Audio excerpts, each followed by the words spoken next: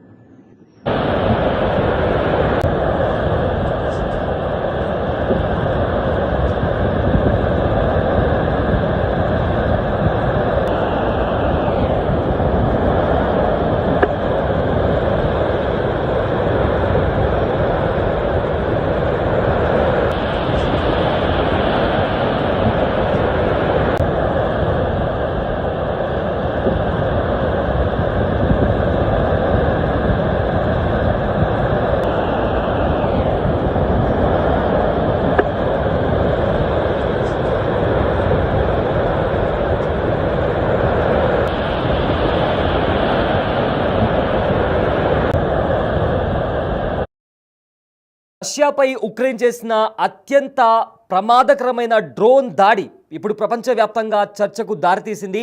దాదాపు 3 సంవత్సరాలుగా కొనసాగుతున్న యుద్ధంలో ఈ రకమైన దాడి ఇదే for the first time Ukraine రష్యాపై చేయడం జరిగింది. అయితే రష్యాలోని వ్యూహాత్మక స్థాయిలో ఉన్న సుదూర వైమానిక స్థావరాలపైన కూడా ఉక్రెయిన్ డ్రోన్లతో విరుచుకుపడింది.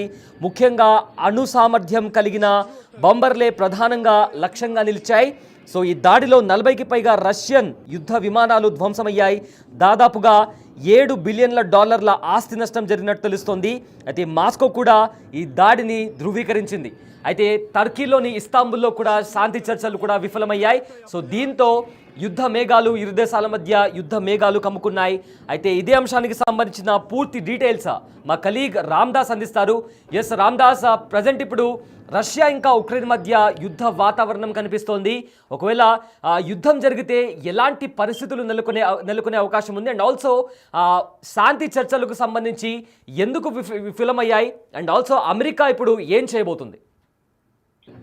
అంటే మొదటి నుంచి కూడా ఈ శాంతి చర్చలు పెద్దగా ఫలితం ఇవ్వలేదని చెప్పాలి. రష్యా ఉక్రెయిన్ మధ్య తుర్కీ ఇస్తాంబుల్ వేదికగా తుర్కీ దేశంలో జరుగుతున్నటువంటి ఈ చర్చలు కూడా ఇప్పుడు మళ్ళీ ఫెయిల్ అయ్యాయని చెప్పాలి. అంటే ఇప్పటికే 3 ఏళ్లుగా ఈ యుద్ధం కొనసాగుతుంది. దీనికి ముగింపు పలికేందుకు చేపట్టిన ప్రయత్నాలు అయితే మళ్ళీ విఫలమయ్యాయని చెప్పొచ్చు. ఎందుకంటే తుర్కీలో ఇస్తాంబుల్లో సిరగాన్ ప్యాలెస్ లో జరుగుతున్నటువంటి ఈ 2వ విడత చర్చలు కూడా ఎలాంటి స్పష్టమైన ఫలితాలు ఇవ్వలేదు. కారణం పరస్పరం దాడులు చేసుకోవడం. మొన్న రష్యా అధ్యక్షుడు టార్గెట్ గా రష్యా అధ్యక్షుడు పుతిన్ ఎయిర్ కాన్వాయ్ టార్గెట్ చేస్తూ ఉక్రెయిన్ ఎక్కడైతే అటాక్స్ కి ప్లాన్ చేసిందో దాంతో ఒక్కసారిగా రష్యా రెచ్చిపోయింది. ఉక్రెయిన్ పై పరస్పరం అంటే బాంబు దాడులకు దిగుతున్న పరిస్థితి. ఇటు ఉక్రెయిన్ కూడా అదే స్థాయిలో ప్రతీకార దాడులకు దిగింది. స్పైడర్ వెబ్ పేరుతో భీకర దాడులు చేసింది. రష్యా పూర్తి సైనిక సామర్థ్యాన్ని కూడా ఛాలెంజ్ చేసే పరిస్థితి వచ్చింది. అంటే ఇక్కడ చర్చల కంటే ఒక రోజు ముందే ఉక్రెయిన్ భారీ వైమానిక దాడికి పాల్పడి రష్యా వైమానిక స్థావరాలను ధ్వంసం చేయడంతో చర్చల వాతావరణం అయితే పూర్తిగా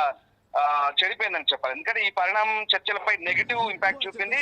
ముఖ్యంగా అంటే తుర్కీ విదేశాంగ మంత్రి ఫిదాన్ అధ్యక్షతన జరిగినటువంటి ఈ చర్చల్లో అటు ఉక్రెయిన్ తరపున ఉక్రెయిన్ రక్షణ మంత్రి రుస్తుం పాల్గొన్నారు. రష్యా తరపున పుతిన్ సలహాదారు మెడిన్స్కీ కూడా పాల్గొన్నారు. ప్రధానంగా అంటే ఈ చర్చల్లో కాల్పుల విరమణకు సంబంధించే చర్చ జరిగినప్పటికీ ఇక్కడ ఎలాంటి డీల్ కుదరలేదు, ఎలాంటి ఒప్పందం కుదరలేదు అనే అంశం చాలా స్పష్టమవుతుంది. అంటే ఓవైపు అటు శాంతి చర్చలు జరుగుతున్నాయి, మరోవైపు ఇటు పరస్పరం దాడులకు పాల్పడుతున్న పరిస్థితి.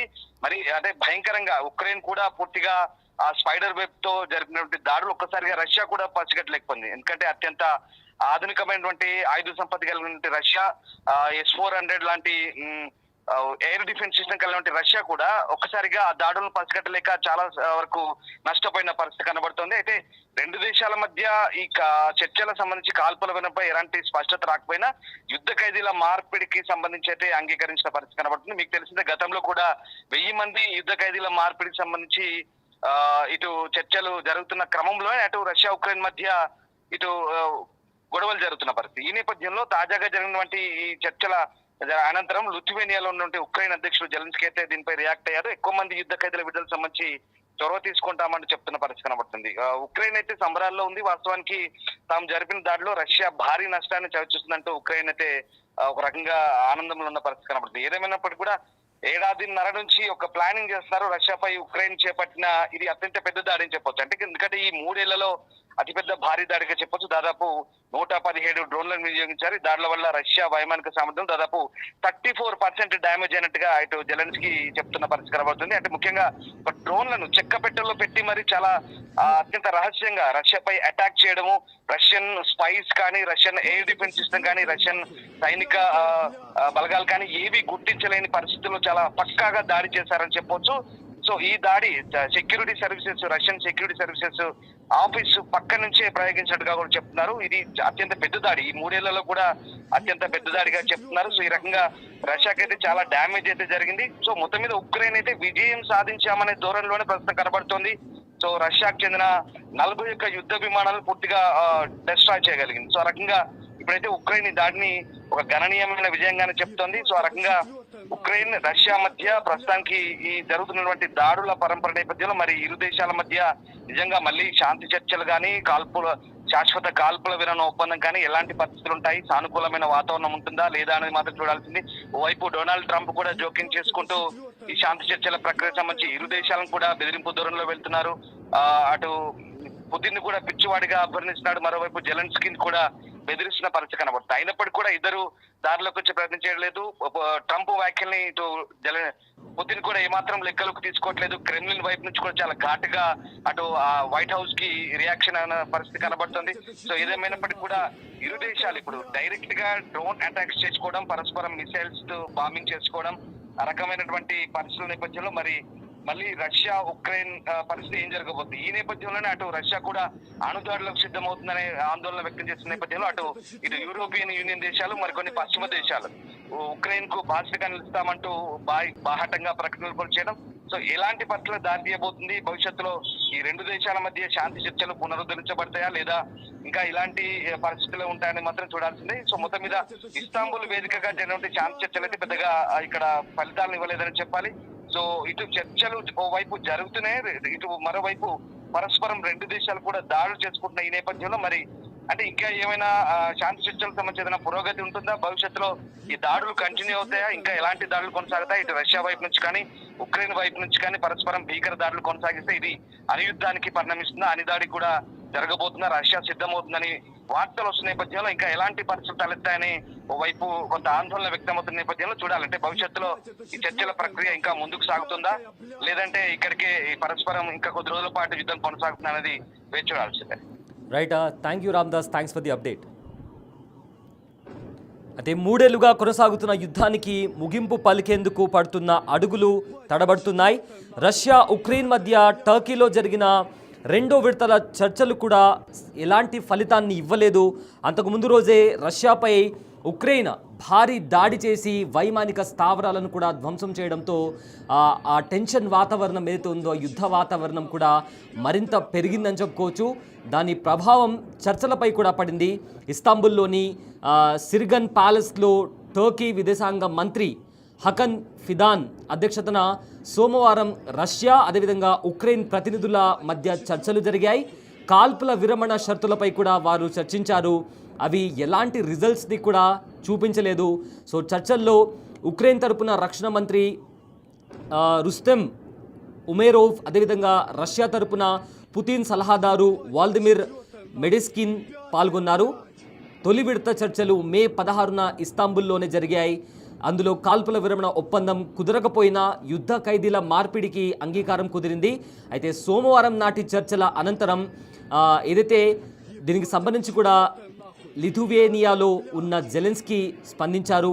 మరింత మంది యుద్ధ ఖైదీల విడుదలకు చర్యలు తీసుకుంటామని కూడా చెప్పారు. అయితే ఏడాదిన్నరగా ఏదైతే ఇప్పుడు ఉక్రెయిన్ దాడి చేసిందో దానికి చాలా నెలల నుంచి అంటే 1 సంవత్సరం పైనుంచే కూడా ఉక్రెయిన్ ప్రణాళిక వేసి ఉక్రెయిన్ జరిపిన దాడుల్లో రష్యా భారీగానే నష్టపోయింది. 117 డ్రోన్లను ఉక్రెయిన్ వినియోగించింది.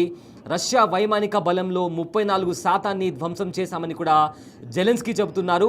అయితే చెక్క కంటైనర్లలో చాలా పకడ్బందీగా చాలా ప్లాన్ వేసి రష్యాలోకి డ్రోన్లను తీసుకెళ్లిన ఉక్రెయిన్ ఆ దేశ సెక్యూరిటీ సర్వీసెస్ కార్యాలయం సమీపంలో నుంచే వాటిని ప్రయోగించిందంటే ఎంత వ్యూహాత్మకంగా ఉక్రెయిన్ దాడి చేసిందో చాలా స్పష్టంగా అర్థమవుతుంది.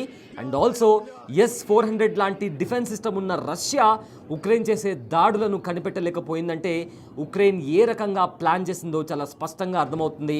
సో ప్రజెంట్ దీంతో ఒకవైపేమో శాంతి చర్చలకు సంబంధించి ఎలాంటి రిజల్ట్ బయటికి రాలేదు, మరోవైపేమో ఉక్రెయిన్ దాడి చేసింది. దీంతో అమెరికా ఏదైతే శాంతి చర్చలకు సంబంధించి అటు ఉక్రెయిన్ని ఇటు రష్యాని కూడా అమెరికా వార్న్ చేస్తుంది. అయినప్పటికీ కూడా అటు రష్యా కూడా వెనక్కి తగ్గట్లేదు. సో దీంతో ఈ ఏదైతే ఇప్పుడు 2 దేశాల మధ్య జరుగుతున్న టెన్షన్ వాతావరణమో ఎలాంటి పరిస్థితులకు దారితీస్తుందో నిజంగా చాలా టెన్షన్ వాతావరణం అయితే కనిపిస్తోంది.